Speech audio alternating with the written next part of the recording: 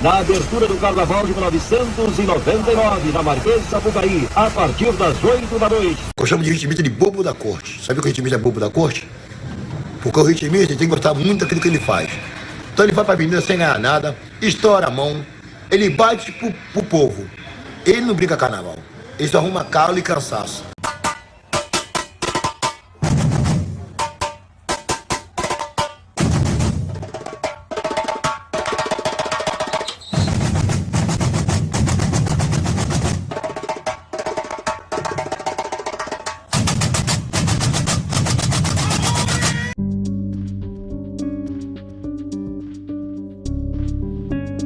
Olá você, eu sou Jade Tavares, seja muito bem-vindo e muito bem-vinda a esse que é mais um episódio aqui do Repercuta Podcast, nosso espaço para falar sobre bateria, música, arte, comportamento e também trazer boas histórias sempre. Primeiro agradecer a você que está por aqui em mais um episódio, você que tem acompanhado o meu trabalho. É muito interessante essa proximidade e esse contato que a gente está tendo aqui através dos podcasts. Antes da gente entrar no nosso tema desse episódio, você já deve ter visto aí, mas antes eu queria também dar alguns recados sobre nossas plataformas, onde você pode nos encontrar. Eu não sei em qual plataforma você está me ouvindo, mas a gente está disponível no Spotify, no Anchor, no Deezer, Podcast Addict, outros agregadores do Android também, no Amazon Music a gente também está presente. Além também do Apple Podcasts, para você que usa o iOS, né, você que tem iPhone, a gente também está disponível para você, cada vez mais perto, cada vez mais junto.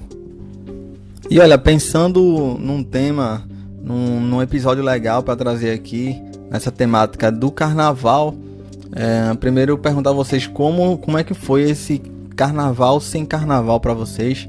Confesso que para mim, eu não acreditava, sendo bem sincero, eu não acreditava que o carnaval não fosse rolar, independente de pandemia e tal, muito mais por conta de a gente entender como funciona o Brasil, né? Tem coisa que só acontece por aqui também. Toda e qualquer ação aqui no Brasil a gente tem que olhar mais de uma vez e olhar mais de perto, inclusive, porque as camadas e os interesses são diversos, né? E quando chegou o momento em que foi anunciado em que não teríamos carnaval, foi mais ou menos no final de 2020, ainda assim eu não acreditei, eu disse, vamos ver se em cima da hora não vou inventar, né? E de fato não aconteceu. Impressionante também porque a cidade onde eu vivo, por exemplo, eu sou de Recife, eu não sei como é que funciona para você, na cidade onde você vive, eu acredito que talvez por conta do carnaval ser um pouco mais forte. Aqui em Pernambuco, na Bahia e no Rio, você que está me escutando fora desses estados, eu não sei como é que funciona para você, ou se simplesmente foi como qualquer outro ano, apenas 100 blocos na rua, mas acredito ainda que mesmo assim você tenha sentido essa diferença, mesmo que a tua cidade não tenha um carnaval tão expressivo assim. E aí você imagina aqui, em Recife, por exemplo, em que a cidade meio que vai mudando na semana pré-galo da madrugada, pré-carnaval. Eu particularmente vou sentindo essas mudanças, andando na cidade, no trânsito e tal. Chega um bendito dia em que é o dia da montagem da cidade, as lojas vão mudando também, a questão de decoração e até as conversas entre pessoas no trânsito ou no ambiente de trabalho, na ida e na volta para casa, a gente percebe as mudanças. E aí dessa vez não acreditei, e quando chegou a semana, aí foi o momento que caiu a ficha e tal, e aí acredito que as redes sociais tenham sido um bom reflexo disso, que a gente percebe uma certa tristeza de todo mundo, né, por não ter o carnaval. E me vem na cabeça também que ao mesmo tempo que a gente está percebendo que durante essa pandemia a gente está se dando conta de que a gente passa sem um monte de coisas, ao mesmo tempo tem coisas que a gente trata como não sendo nem tão essenciais assim, mas que são mais necessárias do que a gente imagina, né? Eu acredito que o carnaval tenha sido, no mínimo, eu podia falar muito mais do que isso, mas no mínimo também inclui esse ingrediente nesse bolo todo.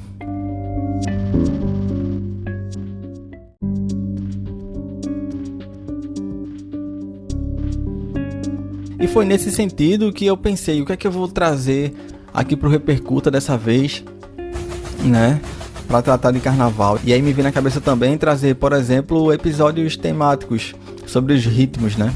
Pensei logo de cara trazer um episódio falando do frevo, ou do maracatu, do caboclinho, enfim, das várias facetas que a gente tem aqui no nosso carnaval.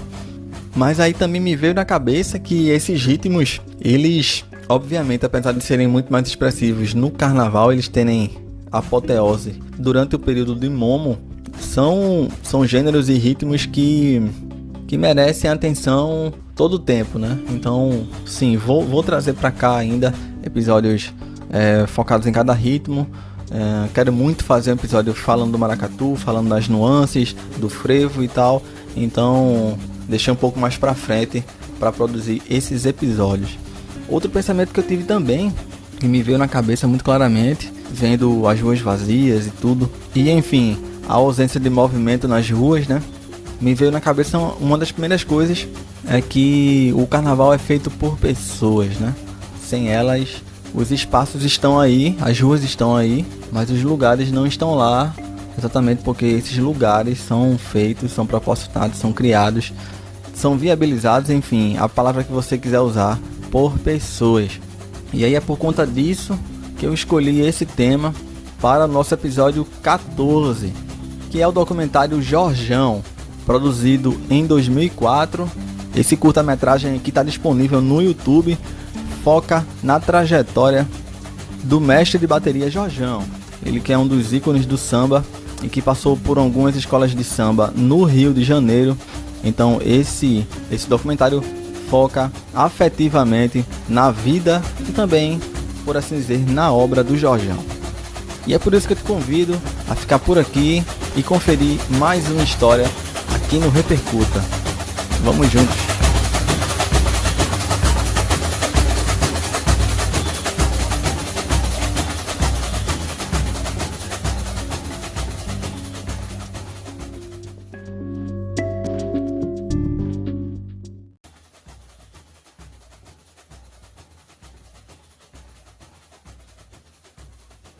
O documentário Jorjão é dirigido pelo autor Paulo Timpftaler e traz um perfil de Jorge Oliveira, e esse doc foi realizado durante o Carnaval de 99.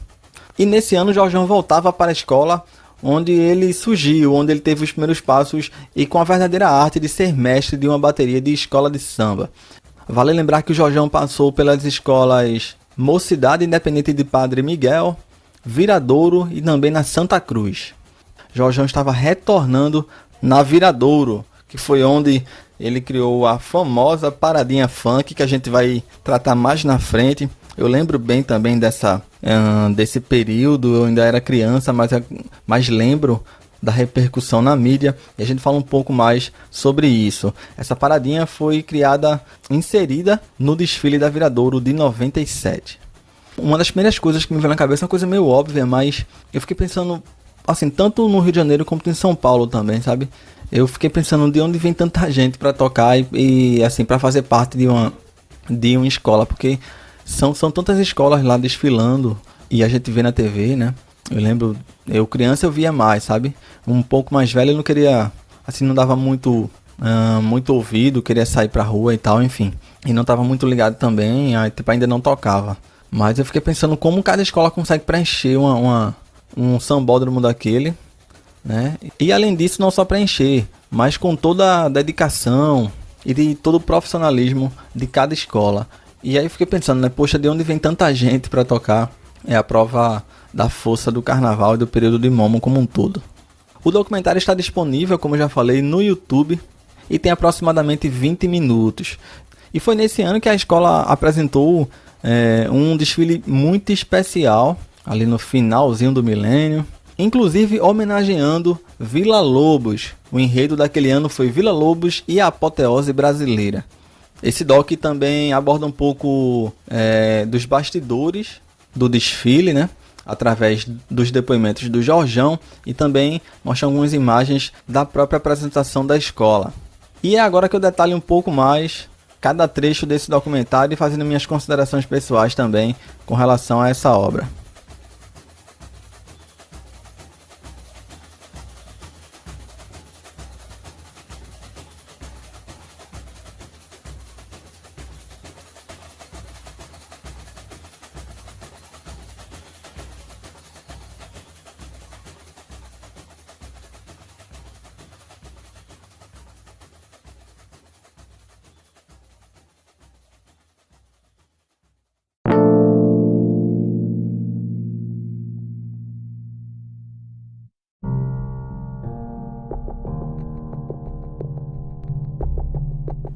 Jorge Oliveira, ou Jorjão, era morador do bairro do Bangu e tem as suas origens familiares muito ligadas ao samba de forma geral.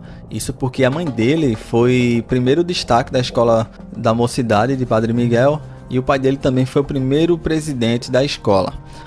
O Doc inicia com o Jorjão falando do respeito que os ritmistas têm por ele e essa relação recíproca, sabe? Logo no início, ele explica que tem muitos ritmistas que acabam errando nas execuções e que ele, por conquistar esse respeito deles, ele acaba tratando-os com mais dignidade nesse sentido. E aí é nessa hora que você percebe o quanto o trabalho de uma escola de samba é levado a sério, principalmente com quem erra, com quem comete algum erro, seja durante os ensaios ou pior ainda, durante a própria apresentação. Na medida em que eu fui assistindo o doc, você vai percebendo o quanto a rotina de um grupo tão grande como esse, de uma escola de samba, e enquanto os líderes e as pessoas que fazem com que o desfile aconteça, o quanto essa rotina é extenuante. Isso porque Jorjão também explica que os ensaios começam já em agosto, por volta de agosto e setembro.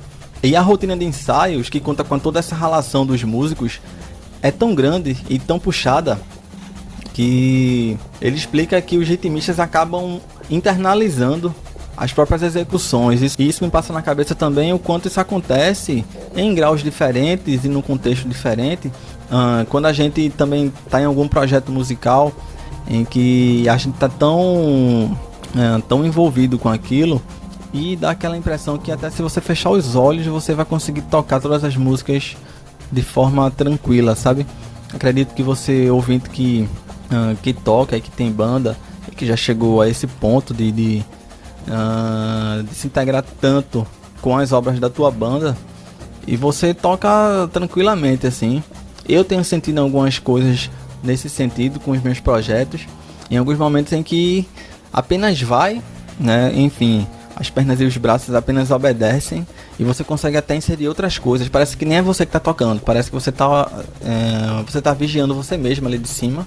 É meio abstrato, eu sei, mas parece que os membros obedecem, apenas executam o que já estão ali para executar. E você consegue até inserir alguns detalhes, algumas coisas na maior tranquilidade. Eu já senti bastante isso. E numa escola de samba, por ser uma atividade coletiva, aí é que eu fico imaginando o quanto não é preciso de ensaios, né? Porque cada dia você tá de um jeito, e pode ser que um naipe esteja muito bem, pessoalmente as pessoas estejam muito bem, e que tenham dormido bem, que tenham se alimentado bem, e um outro naipe não tanto assim. Então, essa complexidade me deixa um pouco fascinado por ver que assim, uma escola de samba pra mim, eu vendo, ela me passa a ideia de um organismo vivo ali, em que todos os setores precisam estar bem para que a melhor execução aconteça, né? Mestre Jorjão fala que começou a tocar aos 6 anos com o mestre André, que é um dos grandes mestres de bateria de todos os tempos do Carnaval do Rio de Janeiro e na história das escolas de samba cariocas. Ele explica também como presenciou a origem da própria paradinha da bateria, que é algo tradicionalíssimo nas escolas de samba. Ele explica que estava num desfile quando o André, que era mestre de bateria na ocasião, ele escorregou e aí a bateria parou por conta da ausência do próprio mestre ali, né? Mas aí um dos ritmistas que tocavam repique continuou a tocar, continuou a fazer sua marcação até que André pudesse se recompor e aí retomar a execução da bateria. E aí algo meio que improvisado, meio que o que é imponderável, o que não dá para prever. E aí ficou como um grande... Assim, se tornou praticamente um cânone de todas as escolas de samba, né? A famosa paradinha da bateria. E também confesso a vocês que não sabia disso. E lembro que na minha infância, na minha adolescência, um trecho que eu gostava de ver, principalmente durante a minha inocência, digamos assim, porque posso falar um pouco disso mais na frente, mas muita gente assistia apenas para ver a mulher nua e tal. E aí eu gostava muito desse trecho da paradinha da bateria, na verdade, para ver isso. Isso durante nos meus 10, 11 anos, eu não via muita diferença de uma escola para outra, enfim, assim, não tinha essa percepção ainda dos ritmos e dos batuques especializados de cada escola. Para mim era uma coisa só. E aí esse trecho da paradinha era algo legal, porque também tinha, eu lembro que tinha não só a paradinha rítmica, mas tinha toda uma coreografia visual ali também. E era muito interessante, porque as escolas usavam, e isso até como mais um artifício para ganhar pontos ali nos quesitos de evolução, na parte visual também da coisa. Continuando no doc, Jorjão mostra alguns troféus e premiações que recebeu. Como eu já falei, ele passou pelas escolas Mocidade, a Viradouro e a Santa Cruz, dentre as quais ele foi premiado em 88, 91 e também em 92. Prêmio Mestre André e também o Estandarte de Ouro. Ele também fala como as pessoas esperavam ele aparecer, tanto nos ensaios, para mostrar como seria a performance da escola para aquele ano, o que ele tinha formulado, o que ele tinha criado para aquele ano, como, obviamente, no próprio desfile. Ele explica que as pessoas costumavam chamá-lo de maluco. Ele dizia que também não ligava, porque era o momento em que ele podia se expressar. Isso você percebe, que a hora que ele disse que não tem amarras ali, e ele podia se expressar livremente, mesmo que as pessoas o chamassem de louco, de maluco, por ele pensar um pouco além da caixinha e trazer coisas novas, inovadoras para dentro do desfile da Sapucaí. Mestre, que história é essa de vai ter uma parada funk no meio da desfile? É inovação, né? Eu acho que a bateria vai ser usada, tem que inovar. Então vamos meter o funk.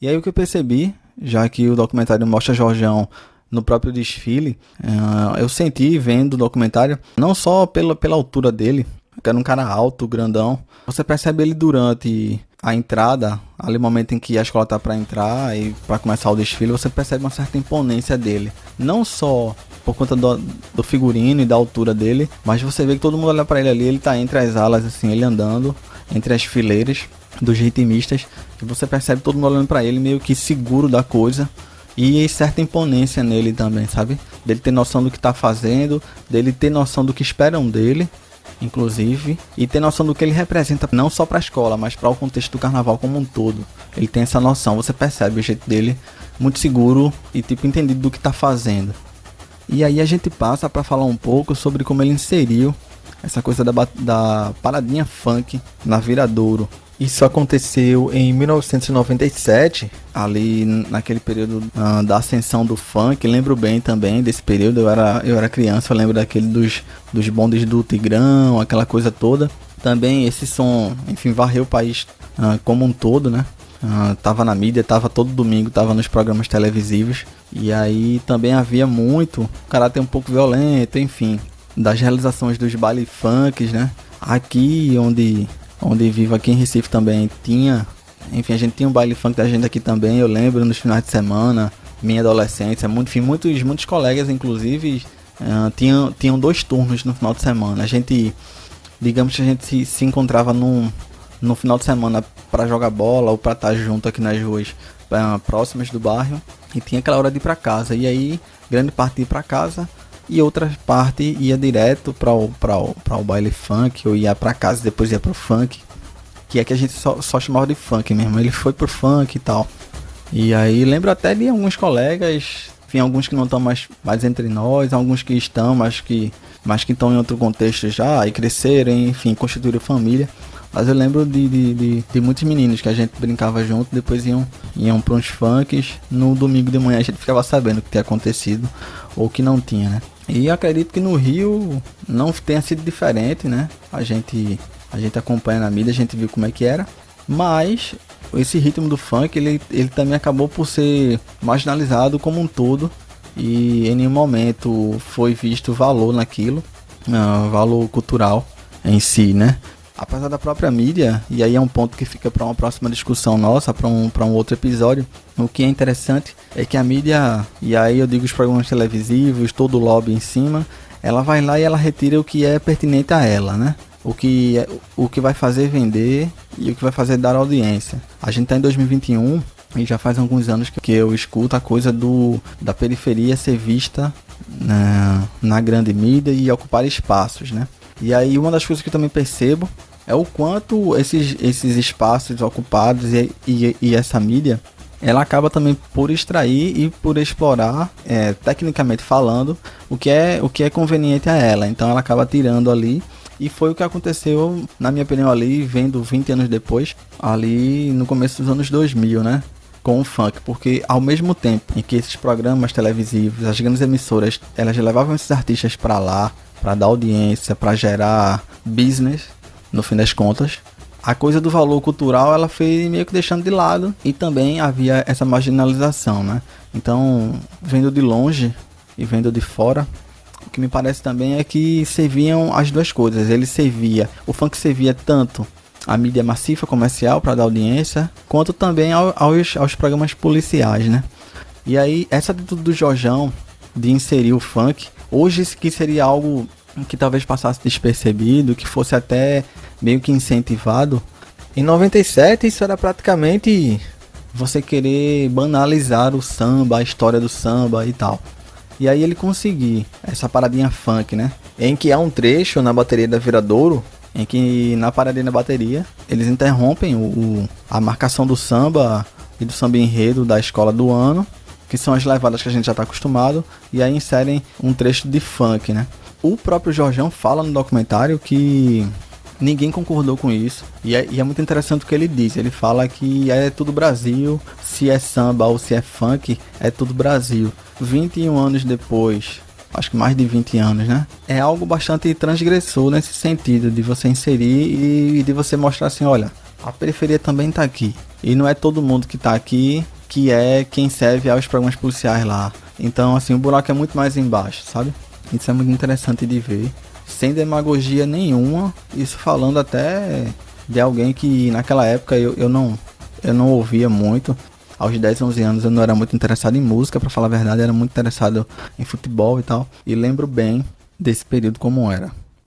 Durante o documentário, o Jorjão, ele fala de um boteco que tinha, ele fala num balcão, super simples, e uma das coisas mais interessantes também é que ele descreve como é que estava sendo a rotina de ensaios naquele período ali em 99, porque ele diz que estava dormindo já há semanas lá no barracão, aliás, da escola, por conta dos preparativos para o desfile. E aí ele explica que vai em tal lugar para buscar fantasia e vai não sei para onde. Ele ressalta como a sua história se confunde com a própria história do samba, tanto com relação ao pai e a mãe, que eu já falei aqui também. O pai foi presidente da Mocidade e a mãe foi sua primeira destaque, mas Jorjão, ele não era filho único, ele era um entre 13 filhos. E aí ele explica bastante como também toda a família esperava o pai chegar do trabalho e tal, até pela questão de alimentação da família mesmo, assim, com caráter um pouco lúdico até. Ele sorri bastante falando do tempo em que o pai chegava e aí todo mundo ia ali em cima para se alimentar, enfim, a hora da janta, a hora do jantar, e no instante acabava a comida. Ele ressalta essa realidade familiar também. Outra coisa interessante, que também reforça essa origem da família no samba, é que ele explica que durante o período do carnaval a casa deles praticamente ficava fechada, porque cada irmão ia para um lugar e os pais também participavam das atividades com a escola de samba, né? O documentário Jorjão, que foi premiado no Festival Rio Filme de 2004, na categoria curta-metragem, também traz outro trecho que mostra a relação dele com sua mulher, que o conhecia do movimento das escolas de samba, e a esposa o conhecia desde a infância. Tem um trecho também que conta com a participação dela. Ela explica que foi mãe aos 10 anos de idade por conta de um outro namorado, mas que desde a infância gostava muito dele e que também frequentava a casa da família. E aí anos depois, 20 anos depois, ela conta, eles acabam se casando. É interessante porque esse trecho ela tá do lado do Jorjão, o Jorjão fica meio que envergonhado ali. Esse trecho mostra um pouco da vida pessoal do Jorjão, familiar. Enfim, ele inclusive tá com um bebê no braço, acredito que seja um dos filhos dele, ou filha, não sei, porque é um bebê bem novinho. Também procurei, mas não achei se era filho dele ou se não era. Mas ele fala do sofá de casa assim, um lugar super simples, uma casa super simples, com o bebê nos braços e com aquela cara de vergonha por conta do relato da esposa dele.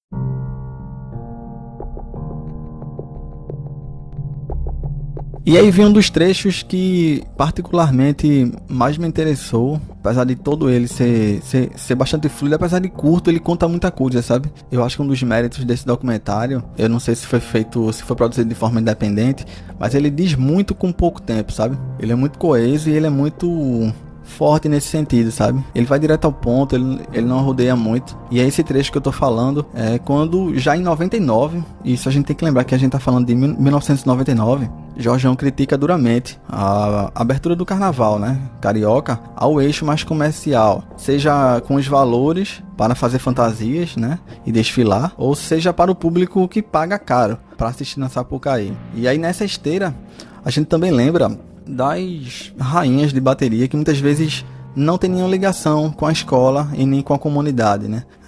Lembro bem também, acredito que essa é uma crítica que até hoje exista, com essa transformação comercial do carnaval, que chegou a patamares que nunca foram vistos, e aí a gente pode incluir, obviamente, a forte presença da Rede Globo, né? Para vocês terem noção, eu lembro que tinha colegas que acreditavam que a Rede Globo ela era realizadora do evento, que achava que o desfile de carnaval era um programa criado pela Rede Globo.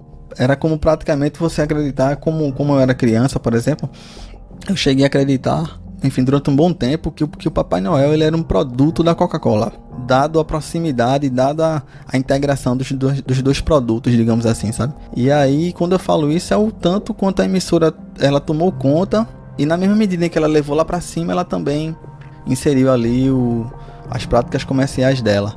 E aí quando o Jorjão fala que muita gente não tem R$450 pra assistir a Sapucaí, e aí eu lembro de ver em anúncios de revistas ou até na própria TV, aqueles camarotes lá das marcas de cerveja com um monte de famosos e tal. Aí a gente vê essa discrepância e essa diferença, né? E aí o Jorjão também fala, né, que grande parte dos populares, de pessoas simples, não tem esse dinheiro, acaba ficando em casa assistindo pela TV, quando na verdade deveriam estar lá. Para ele, na verdade, o carnaval deixou de ser do povo, já fazia muito tempo. Isso a gente tá falando de mais de 20 anos atrás, né? Pra você ter noção. Acredito que hoje já seja um cenário normalizado, sabe? Ele também cita a forte presença de mulher nua nos desfiles, sendo apenas esse o foco das próprias transmissões. Ele até explica que a televisão não está interessada em transmitir o desfile, mas sim em mostrar a mulher pelada, em mostrar a mulher nua. E aí eu lembro também desse período, eu lembro de gente da família que virava a noite assistindo o desfile. Eu ia dormir e tal, e a pessoa assim, assistiu tudo. E aí eu vim me tocar um dia desse que era por conta das mulheres nuas, e não era porque gostava do desfile, enfim. E aí, pontuando essa coisa que eu acabei de falar sobre as presenças das rainhas de bateria, que pra mim é muito simbólico nesse sentido comercial, além de não terem muitas vezes ligação com a escola, muitas vezes estão lá por força comercial de contrato, né? Então tem grandes marcas que estão investindo ali no desfile, investem numa escola, investem até no tema daquele ano da escola, como praticamente patrocinando e meio que comprando. Eu tô querendo que você venha e faça um desfile falando disso e disso. Você tem que botar 3 ou 4 pessoas que tem grande alcance comercial de mídia, famosos, no desfile, né? Lembro também das polêmicas, lembro de bandeira do Brasil pintada em corpo de mulher e que os puristas caíram de pau em cima, e muitas outras coisas legais de se ver. Os carros alegóricos, pra mim, assim, além da bateria, obviamente, por ser baterista, é o que me chama mais atenção, mas os carros alegóricos, aqueles carros altos, muitas vezes eu olho assim, caramba, isso é tecnologia de ponta, isso aqui é coisa, isso é robô que se usa em filme, e todo ano é surpreendente nesse sentido. E aí eu já tô indo muito para longe, mas o Jorjão também critica duramente esse tipo de coisa, essa grande exploração do corpo da mulher, quando na verdade é todo um desfile artístico, todo esse caráter artístico que vai deixando de lado em prol da futilidade, da exposição do corpo de mulheres e também, obviamente, inserido nisso as grandes marcas e a grande mídia massiva que acaba por tomar conta da manifestação carnaval, né? Mesmo assim, Jorjão acaba falando que não vai bater de frente com isso, já tinha tentado falar e não foi ouvido, e ele até diz que não é maluco e que não vai bater de frente com isso e segue o barco. O pessoal fala assim, o carnaval é do povo. Olha o carnaval é do povo. O carnaval do povo, o povo pode desfilar. Hoje em dia o povo não desfila. O povo não tem 450 mil reais, 350 mil reais para pagar uma fantasia. O povo não tem um dinheiro para comprar um ingresso, de volta de ingresso lá, os tubos. O povo não tiver uma televisãozinha em casa para ficar vendo mulher pelada, que a televisão em casa não mostra, desfile, mostra a mulher pelada. Artista na televisão. O verdadeiro povo do carnaval não aparece na televisão.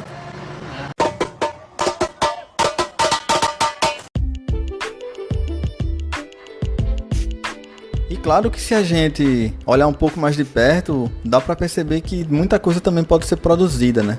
Então várias atrizes, modelos, podem muito bem criar suas próprias justificativas. Então pode-se buscar lá um parente distante, enfim, algum caminho para justificar uma certa ligação com qualquer escola dessas, ou um suposto convite a ver um ensaio, uma suposta ligação, alguma festa que justifique um certo convite para participar de algum desfile enquanto rainha de bateria.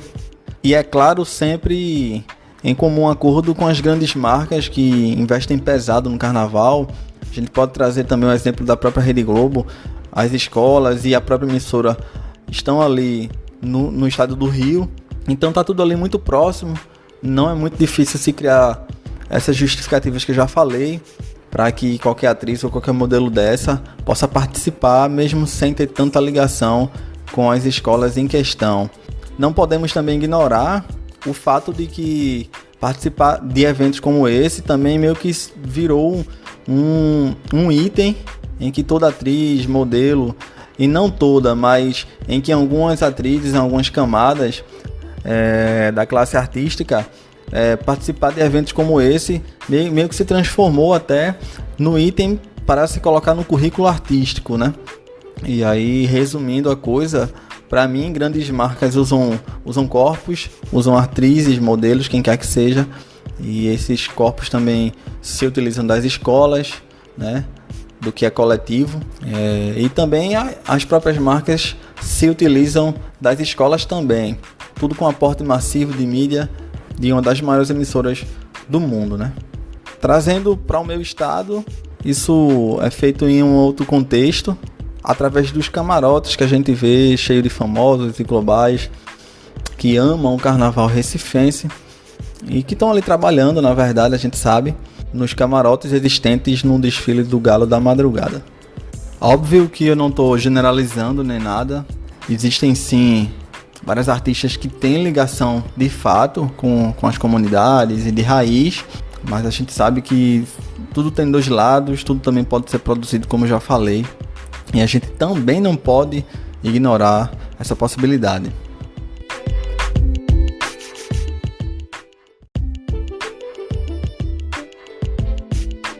E aí a liberdade de expressão tá aí para todo mundo se expressar, né?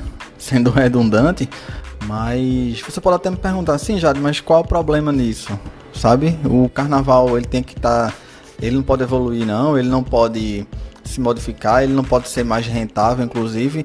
E óbvio que a gente tem que reconhecer esse aumento da rentabilidade, a geração de empregos diretos e indiretos. Isso a gente também já sabe que é o caráter econômico da manifestação. Mas então eu respondo com outra pergunta, sabe? Então por que qualquer atriz dessa, influenciadora, modelo, quem quer que seja, o porquê daquela criação do circo todo, sabe? Se é apenas isso, se é apenas faturamento, geração de emprego e renda, então por que chegar lá, se emocionar, supostamente? Eu não tô tentando tirar o valor disso, sabe?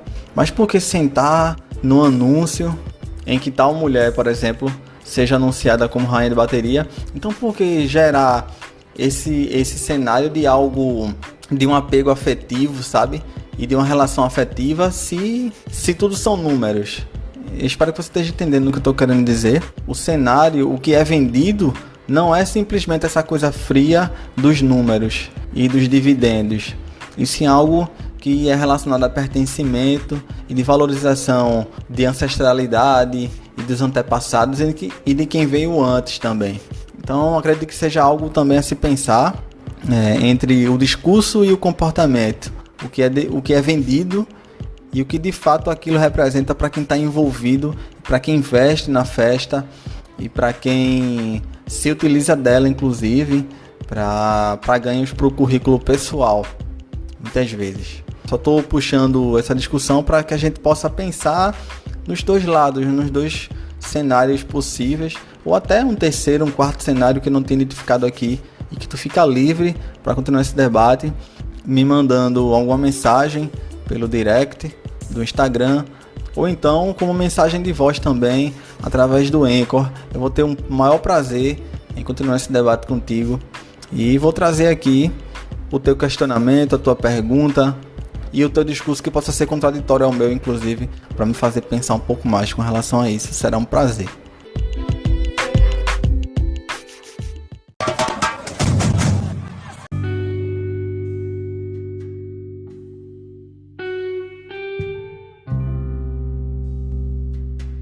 E para mim é interessante porque eu sempre gosto de fazer um paralelo com a minha realidade, né? Trazer o que é que eu tenho a contribuir e o que eu observo com relação a isso. Apesar de nunca ter ido no Rio e nunca ter presenciado nenhum desfile, tenho vontade de ir também, mas já percebi que R$450,99 eu já não teria. Eu não tenho hoje.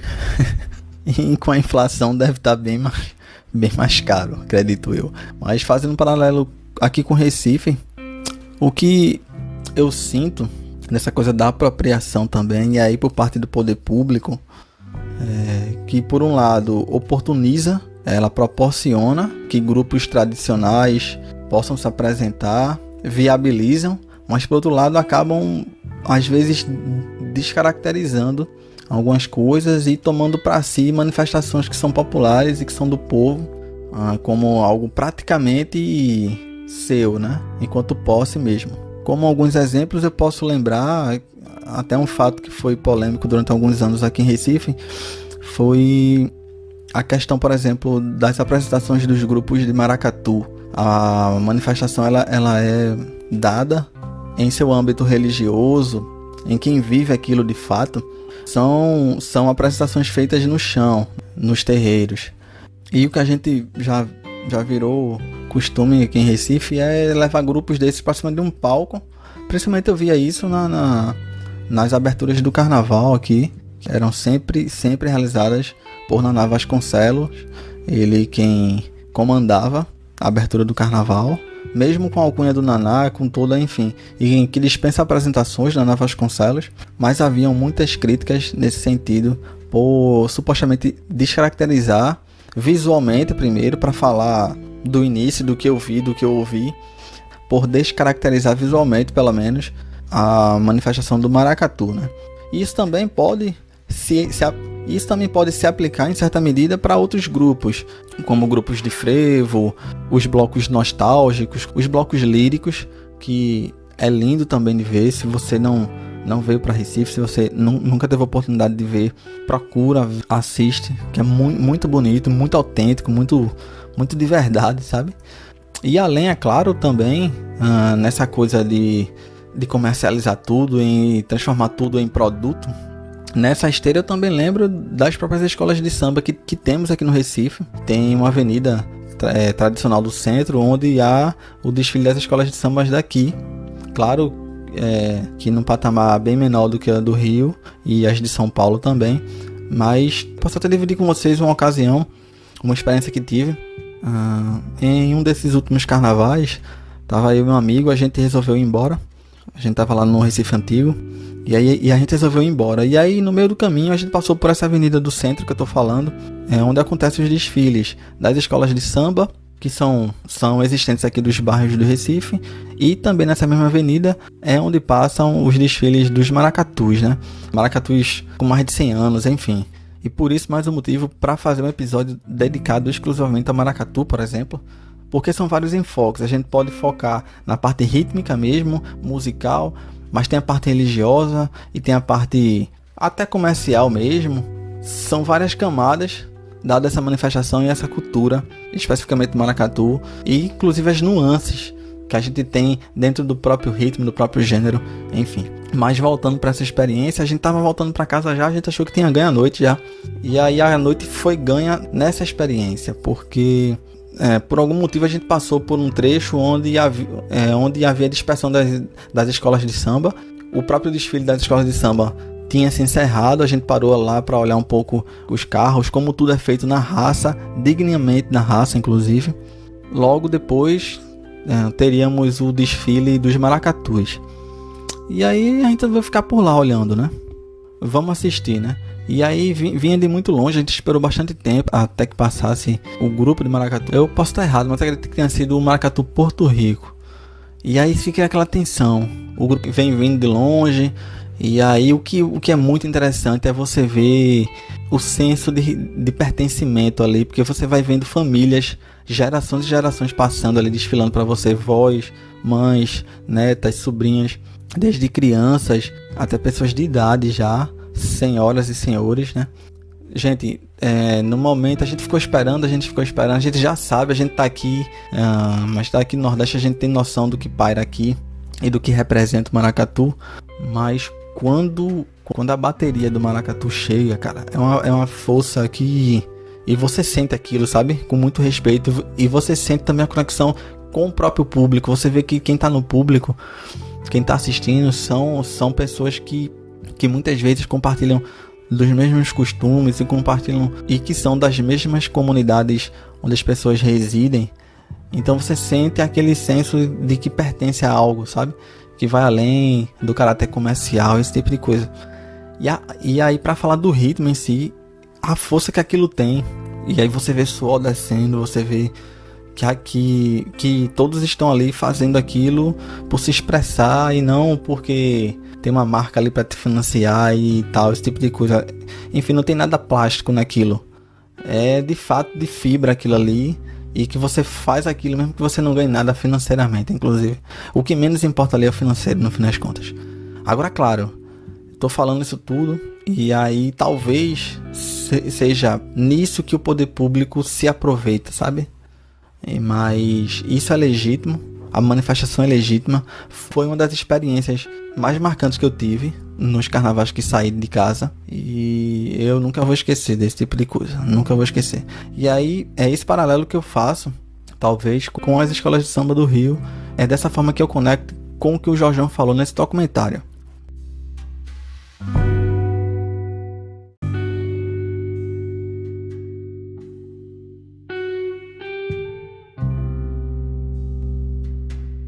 E a gente vai chegando já no trecho final do documentário, que mostra o Jorjão em cena, ele regendo a bateria da mocidade, inclusive reverenciado pela torcida que está lá presente. Jorjão comandou baterias de escola de samba até o ano de 2004, que é exatamente o ano desse documentário, sendo a Mocidade Independente de Padre Miguel em 88, 94 e 99, a Viradouro ele regeu em 96 e 98, e a Acadêmicos de Santa Cruz em 85. Ele também participa contribuindo com um depoimento para o documentário Matrizes do Samba no Rio de Janeiro, que é de 2007. Também te indico, você vai encontrar facinho lá no YouTube, Matrizes do Samba no Rio de Janeiro. Ele não aprofunda da forma como um livro poderia te dar, ele não detalha, mas ele mostra imagens históricas lá do período originário do samba, inclusive mostrando a casa de Tia Ciata, os terreiros e tudo, e como era feito o samba lá no início, com instrumentos e objetos praticamente, era a palma da mão, caixa de fósforo, os copos que estavam nas mesas ali durante a festa, né?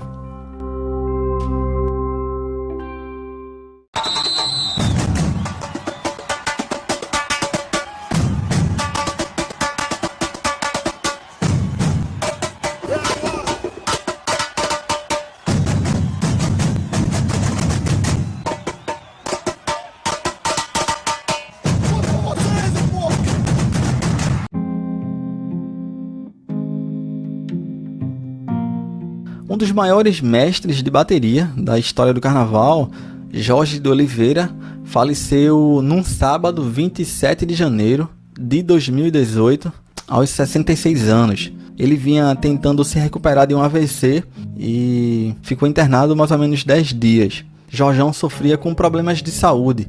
Ele teve um problema com uma chamada de coração grande, e também teve pneumonia, infecção urinária e também cirrose hepática.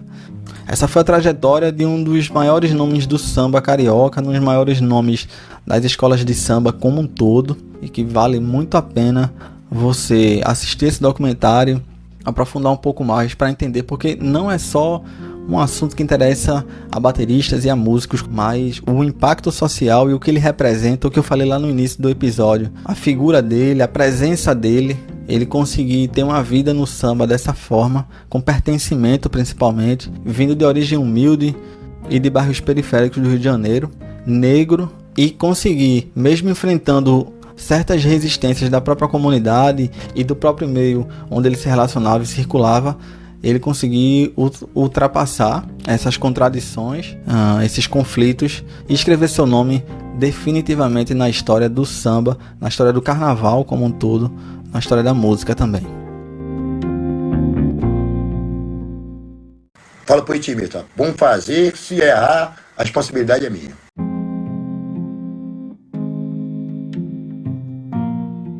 E aí, curtiu esse episódio? Olha, eu tenho que confessar para vocês que essa ideia de fazer um episódio temático, de trazer um pouco mais de histórias, além dos bate-papos que a gente tem trazido aqui pro Repercuta, além de uma forma de pesquisar mais e de conhecer mais e de trazer mais conteúdo para vocês, é também que a gente fica um pouco mais próximo aqui, a gente conversando. Adoro fazer os episódios de bate-papo e de ouvir histórias de vários bateristas, de vários músicos e como eles são influenciados e influenciam, mas também é muito legal conversar contigo aqui. Espero que você tenha gostado. E olha só uma pista para o próximo episódio. Como a gente falou do Jorjão, grande figura do carnaval, carioca, o próximo episódio a gente continua no Rio de Janeiro, porque a gente tem um bate-papo com um baterista carioca também. Fica ligado. A gente se encontra no próximo episódio aqui do Repercuta. Segue a página lá no Instagram, repercuta.pod. A gente está presente em todas as plataformas. Deixa teu recado lá no direct. Pode também deixar no meu direct lá o Jade, jadie.tavares, o @jade.tavares. E eu vou ter o prazer de responder aqui para você e de te dar esse feedback. E é claro, eu não poderia deixar passar, a gente vai continuar tendo mais novidades aqui no Repercuta durante esse ano de 2021. É um prazer ter você aqui mais uma vez, um forte abraço e até o próximo episódio.